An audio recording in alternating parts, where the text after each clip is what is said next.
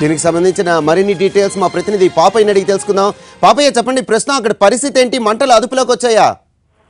వరప్రసాద్, మంటలు అదుపులోకి వచ్చాయి. అది ఒక హోటల్, దాని పక్కనే ఉన్న కూల్ డ్రింక్ షాప్ లో గ్యాస్ సిలిండర్లు పేలటం వల్ల ఈ ప్రమాదం సంభవించింది. పెద్ద ఎత్తున మంటలు వచ్చినాయి. ఆ పక్కనే బట్టల దుకాణం ఉంది, దాంట్లో అది ఎప్పటి నుంచో మూత వేసి ఉందంట. దాంట్లో ఉన్న సిలిండర్లు పేలి, అదేవిధంగా జగదాంబ హోటల్ అని ఉంది. ఈ మూడిట్లో ప్రమాదం జరిగింది. దాని ఎదురుగానే 3 వెహికల్స్, ఒక పోలీస్ వెహికల్ తో పాటుగా ఒక మారుతి 800, ఇంకో మెటాడోర్ వ్యాన్ 3 కాలిపోయినాయి పూర్తిగా. మంటలైతే ఇప్పుడు ప్రస్తుతం అదుపులోకి వచ్చినాయి. పెద్ద ఎత్తున అధికారులందరూ అందుబాటులో ఉంటాం. గోదావరి పుష్కర్ ఘాట్ కోతవేడు దూరంలోనే సీఎం మంత్రులందరూ హారతి తిలకిస్తుండగా కానీ ఈ సంఘటన జరిగింది. దీంతో జనం అంతా కూడా భయభ్రాంతులై తొక్కిసలాటకు గురయ్యారు.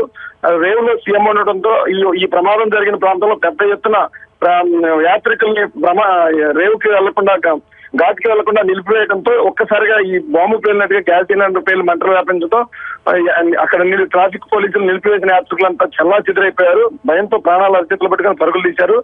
4 వెహికల్స్ దగ్ధమైపోయినాయి. లోపల కూల్ డ్రింక్ సీసాలు మొత్తం పేలిపోయినాయి. అదేవిధంగా ఇప్పుడు ప్రస్తుతం అయితే మంటల అదుపులోకి వచ్చింది. ముఖ్యమంత్రి చంద్రబాబు నాయుడు కూడా సంఘటనా స్థలానికి వచ్చాడు.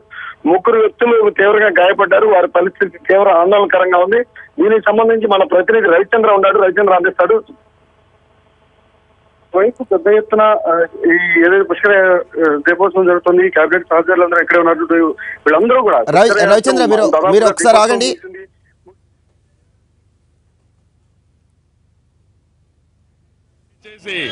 ఇది పెద్ద జన సమూహం, కొన్ని లక్షల మంది ఉన్నారు.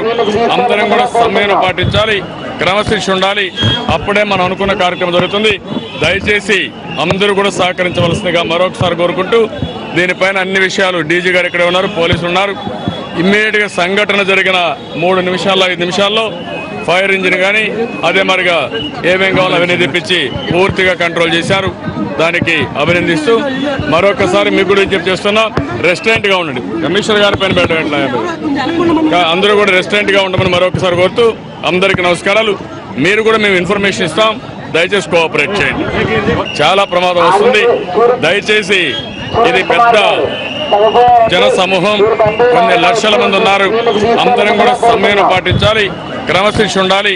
అప్పుడే మనం అనుకున్న కార్యక్రమం జరుగుతుంది. దయచేసి అందరూ కూడా సహకరించవలసిందిగా మరొకసారి కోరుకుంటూ, దీనిపైన అన్ని విషయాలు డీజీ గారు ఇక్కడే ఉన్నారు, పోలీసులు ఉన్నారు. ఇమ్మీడియట్ గా సంఘటన జరిగిన 3 నిమిషాల్లో 5 నిమిషాల్లో ఫైర్ ఇంజిన్ కానీ అదే మరిగా ఏమేం కావాలో అవన్నీ తెప్పించి పూర్తిగా కంట్రోల్ చేశారు. దానికి అభినందిస్తూ మరొకసారి మీకు కూడా విజ్ఞప్తి చేస్తున్నా, రెస్టారెంట్ గా ఉండండి. కమిషనర్ గారి పైన పెట్టండి, అందరూ కూడా రెస్టారెంట్ గా ఉండమని మరొకసారి కోరుతూ అందరికీ నమస్కారాలు. మీరు కూడా మేము ఇన్ఫర్మేషన్ ఇస్తాం, దయచేసి కోఆపరేట్ చేయండి. చాలా ప్రమాదం వస్తుంది. దయచేసి ఇది పెద్ద జన సమూహం.